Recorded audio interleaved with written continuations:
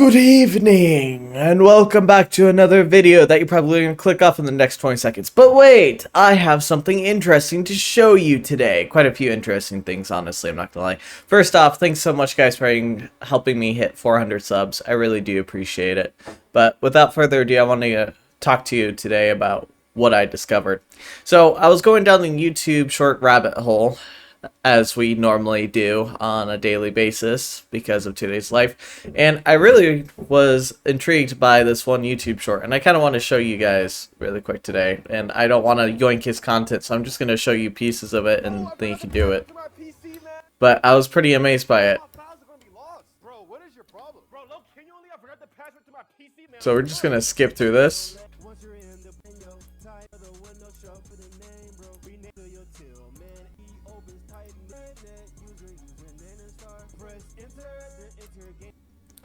The TLDR of this YouTube short is basically you can run a few commands with not knowing the password of a user account and just get access to the account, and it's no issues. And I was like, wait a second though, like surely that can't be it, right? Like, surely that's not how it works.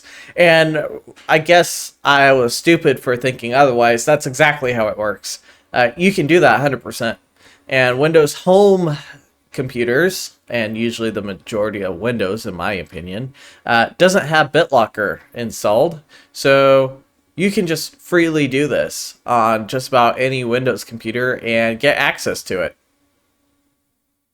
Is that not scary as fuck or what?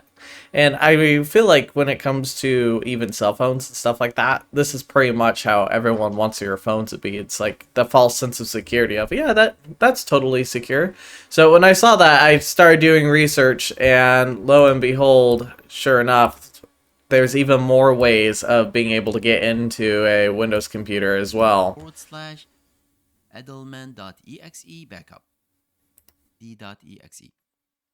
So there's apparently a bunch of YouTube videos out here. Now, I know that this is obviously tech-based in the sense that, hey, this is how you recover your computer and this is all good and things of that nature. But from a hacker point of view, this is a how-to guide on how to break into someone's computer. Like, what the hell?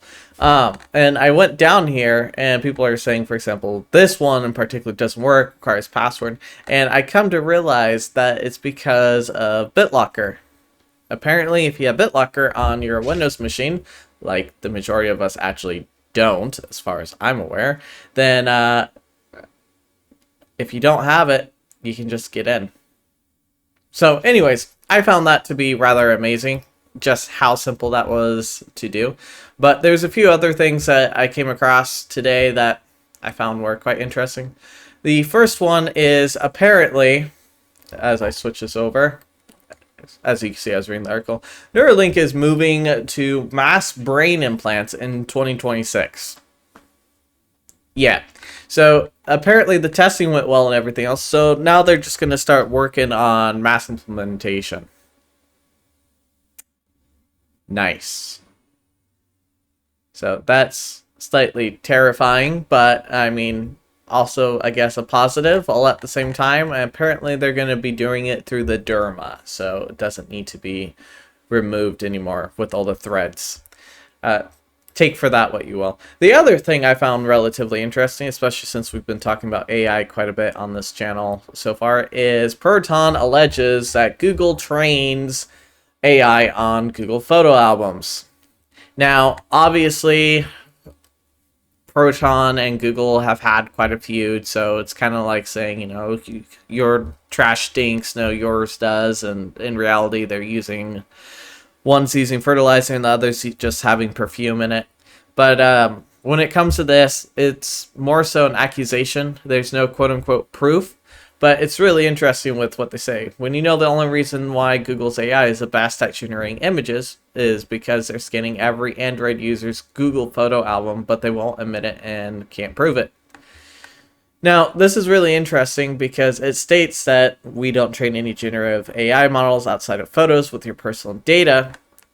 But at the same time, it states that the Google Photos is not end-to-end encrypted, and Google does scan photos for child abuse material.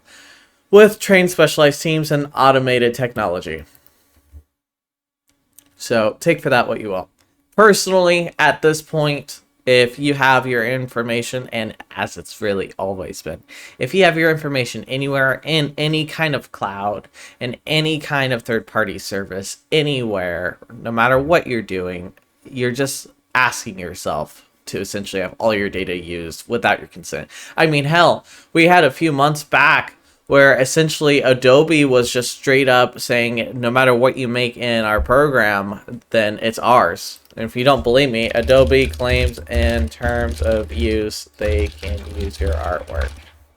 It's one YouTube check away right here. Adobe's new terms allows them to train on your art, on your content. It's nuts. So you can see here that it's actually there. But if you think that's all the news that I have for you, and I made you just go to this random YouTube video for no reason at all, especially for someone who's really trashy at being a YouTuber, you're wrong, because I have a toy for you. Introducing the Device Activity Tracker.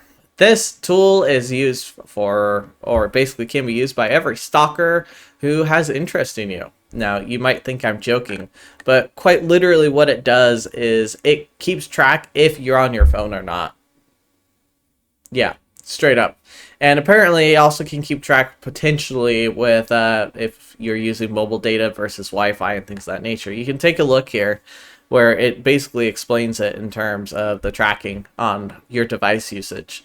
So essentially how it works is it's using online social media platforms such as WhatsApp to be able to track it. You can take a look here.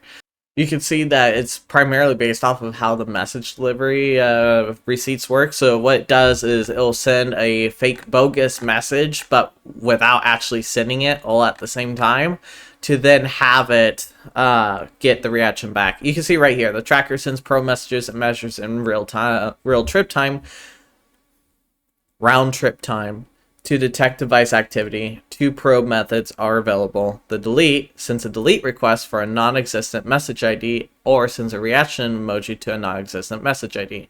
Basically stating that you'd have no idea that this person is keeping track of you the entire time. So it's pretty crazy, to say the very least. So I don't know. I'm just trying to bring you guys interesting cyber news that is relatively interesting and is actually possibly useful. So if you like this content, remember to like it, subscribe it, put a comment down below. The more you guys talk, apparently the more the algorithm likes it. So if you're just stopping by, just say something nice. If not, or tell me otherwise. Otherwise, I will see you guys tomorrow. Take care, guys.